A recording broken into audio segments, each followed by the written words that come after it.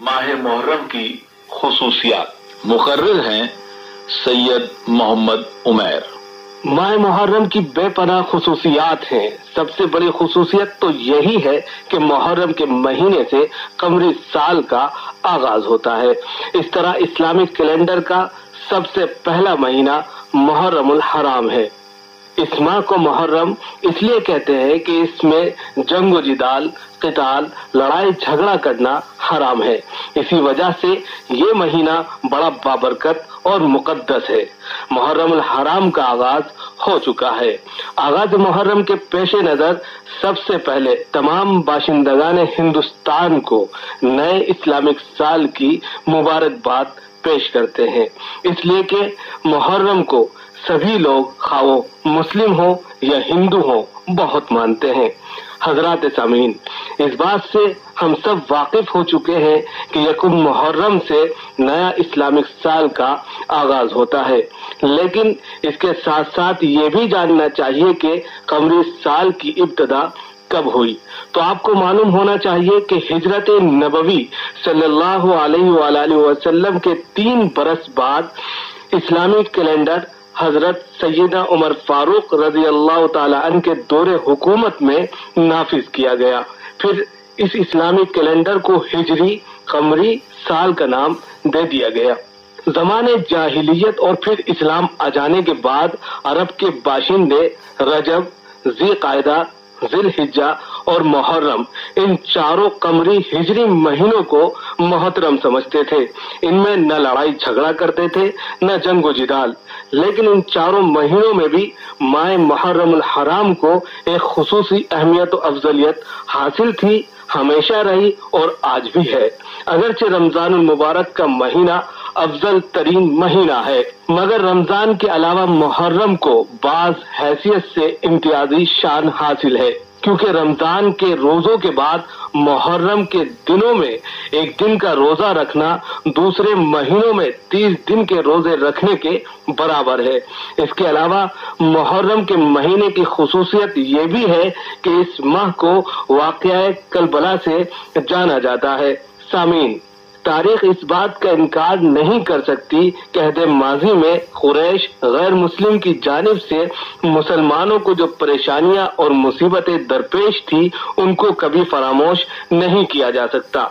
आप लोगों ने पढ़ा या सुना होगा कि मक्का मुकर्रमा में बिसत नबवी सल्लल्लाहु अलैहि वसल्लम के 13 बरस पूरे होने को थे कि मक्का के तमाम बाशिंदे चंद बेकस और बेबस इंसानों का खून चूस लेने के लिए बेकरार थे। ये कौन लोग थे? उनके साथ ऐसा सुलूक क्यों किया जा रहा था?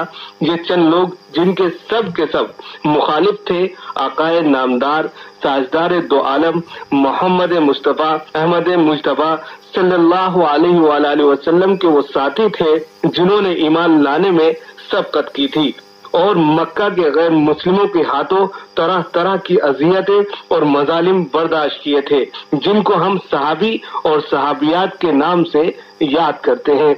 13 बरस तक किसी तरह मजालिम बर्दाश्त करते गए, लेकिन जब मक्का के गैर मुस्लिमों का जुल्म और सितम बढ़ता चला गया तो अल्लाह रब्बुल इज्जत ने हुक्म दिया कि अच्छा, अब तुम लोग अपने ईमान की दौलत को लेकर यहाँ से मदीना चले जाओ। इस हुक्म के मिलते ही छुप छुप कर काफिले रवाना होने लगे, यहाँ तक के बेशतर मुसलमानों ने मक्का खाली कर दिया। खुद नबी करीम सल्लल्लाहु अलैहि वसल्लम भी अपने सफर के साथी हजरत अबू बकर सिद्दीक रजी अल्लाह ताला अन्हु के हमरा मदीना हिजरत कर गए। हिजरत के बाद मदीने में अब ईमान वालों को एक मजबूत किला और मुस्तहकम मरकज मिल गया। मुसलमानों को आजादी से इबादत करने और हुजूर अकरम सल्लल्लाहु अलैहि वसल्लम के पास आने जाने के मौके मिलने लगे। अहले इस्लाम निस्बतन चैन से जिंदगी गुजारने लगे। इस्लाम के मुताबिक मुसलमानों के रहने सहने का अंदाज लोगों को मालूम होने लगा। इस्लाम के इक्तिसादी और माशी प्रोग्रामों के लिए अमली राह हमवार हो गई। तालीमात इस्लाम को फैलाने के लिए पाकीज़ा माहौल मुहैया हो गया। गोया एक इस्लामी हुकूमत कायम हो गई, जिसने चंद ही सालों में मक्का में जहां से उन्हें निकाला गया था ऐसी हुकूमत कायम की जो आज तक कायम दायम है। اس کے علاوہ اس مبارک اور خوشی کے مہینے کے ساتھ جس سے اسلامی سال کی شروعات ہوتی ہے، ایک نہایت نامبارک، منحوس اور تکلیف دہ واقعہ بھی وابستہ ہے، جس کو یاد کر کے ہر مسلمان بلکہ ہر انسان کا دل مغموم اور اس کی گردن شرم سے جھک جاتی ہے۔ یہ نواسہ رسول، جگر گوشہ بطول سیدنا امام حسین بن علی کرم اللہ وجہہ کی شہادت کا واقعہ ہے، جو خاص محرم کی 10 تاریخ کو پیش آیا، جس کو یوم عاشورہ سے یاد کرتے ہیں۔ امام حسین رضی اللہ تعالیٰ عنہ اسی دن یزیدی فوجوں کے مقابلے میں لڑتے ہوئے کربلا کے میدان میں 10 محرم 60 ہجری کو شہید ہو گئے۔ ان کے خاندان کے اور بھی متعدد جوان مردوں نے ان کے ساتھ جام شہادت نوش فرمایا۔ یہی وہ واقعہ ہے جس کی یاد میں مختلف جگہوں پر یکم محرم سے مختلف مجالس کا اہتمام ہوتا ہے۔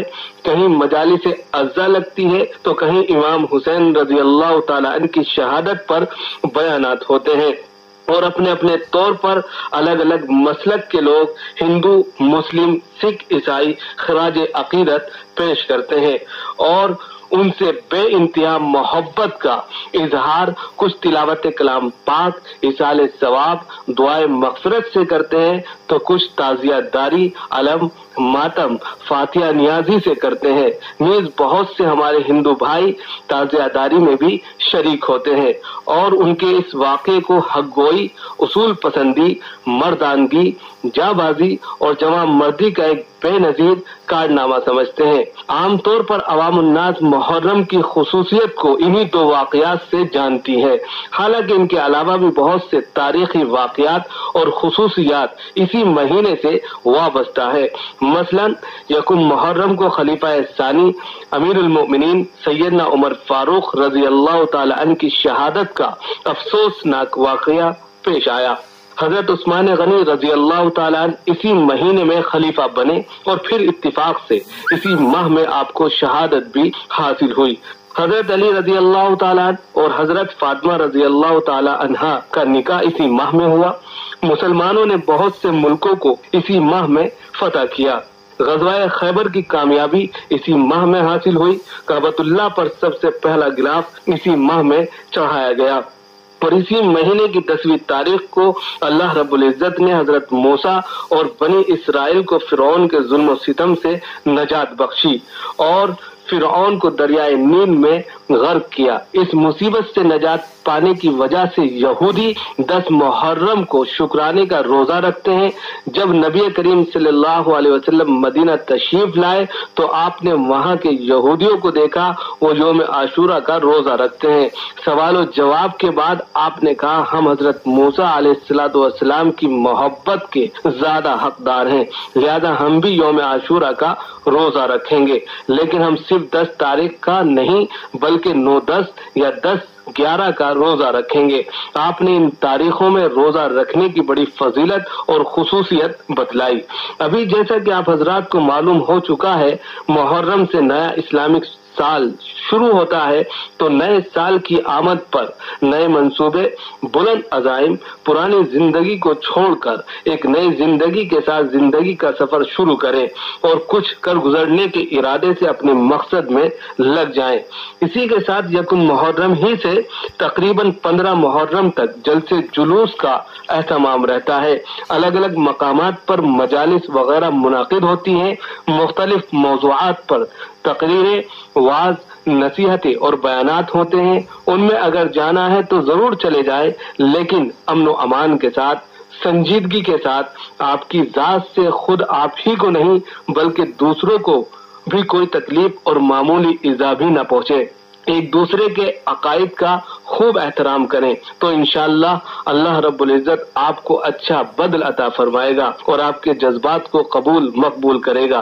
یہی ہے ہم سب کے لیے ماہ محرم کی اہمیت، خصوصیت اور اس کا پیغام۔